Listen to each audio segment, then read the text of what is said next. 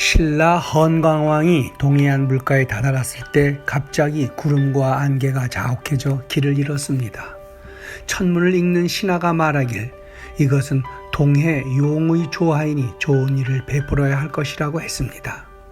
이에 왕이 근처에 절을 세우자 동해 용이 기뻐하며 일곱 아들과 함께 나타나 왕의 덕을 찬양하여 춤추고 음악을 연주했습니다. 그중 한 아들이 왕을 따라가 정사를 도왔는데 그가 처용입니다.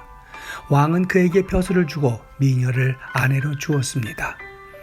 헌데 아름다운 그녀를 흠모한 역신이 사람의 모습으로 변신해 밤에 몰래 그의 집으로 가 동침했습니다. 이때 처용이 밖에서 돌아와 잠자리에 두 사람이 있는 것을 보고는 춤을 추며 노래 부르고 물러났다 합니다. 서라벌 달 밝은 밤에 밤늦도록 놀고 지내다가 집에 들어와 자리를 보니 다리가 넷이로구나. 둘은 내 것이네만 둘은 네 것인가. 본디 내 것이건만 빼앗긴 것을 어찌하리. 신라향가 처형 갑니다. 그러자 역신이 모습을 드러내고 처형 앞에 꿇어앉아 내가 공의 아내를 사모하여 범하였음에도 공은 노여움을 나타내지 않으니 감동했습니다.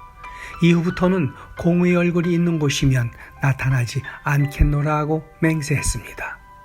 이에 사람들은 액마기의 상징으로 처형의 모습을 그려 문에 붙여 역병과 사기, 즉 나쁜 기운을 물리치게 했습니다.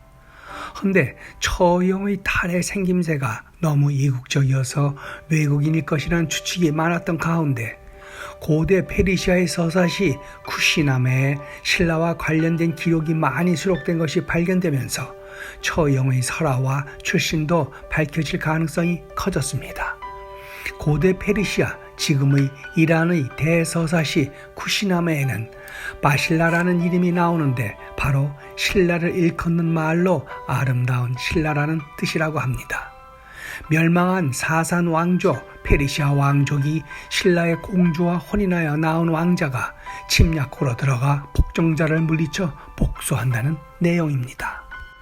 물론 쿠시나메가 정통 역사서가 아니고 구전된 서사시라는 점에서 기록이 정확하다고는 할 수는 없다 해도 양국에 대한 이야기가 남아있는 것은 그 관계를 시사하는 바가 큽니다. 게다가 신라의 고분에서 출토되는 페르시아 산으로 보이는 유물들 또한 이러한 국제적 교류를 뒷받침합니다.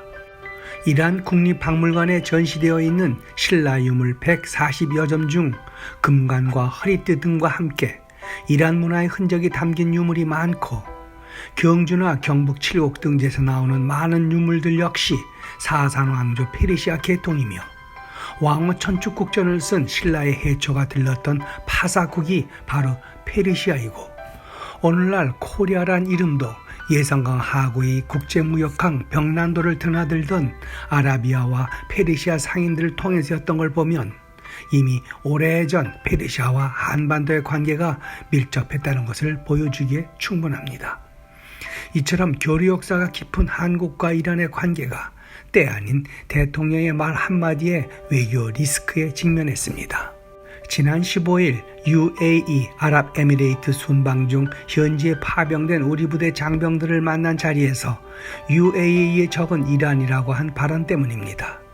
UAE를 비롯한 걸프만의 인근 국가들은 걸프협력회의 GCC를 결성해 이란의 정치적 군사적 위협에 맞서왔는데 특히 UAE가 이란과 사이가 안 좋습니다. 이후 2020년 이란은 GCC 국가들과 미국, 이스라엘 등 서방국을 적으로 분류했는데 한국도 포함되어 있습니다. 1962년 한국과 수교한 이란은 1970년대 중동 붐의 핵심 국가였습니다. 이로 인해 1977년 테헤란 시장의 방한을 계기로 해서 두 나라는 서울과 테헤란의 주요 도로에 각각 테헤란로와 서울로라는 이름을 남기기까지 했지만 1979년 이란 혁명 이후 양국 관계는 소원해져 왔습니다. 문제의 발언 이후 한국 정부는 해명을 내놓았지만 이란은 수긍하지 못하는 모습입니다. 오해는 풀어야겠지만 교전단체나 독재국들과 동맹을 규정한 이란에 대한 경계를 늦추지 않으면서도 교육 상대국으로서의 중요한 관계를 감안해 보다 탁월한 외교술이 절실해 보입니다. 오늘의 영상은 여기까지입니다. 고맙습니다.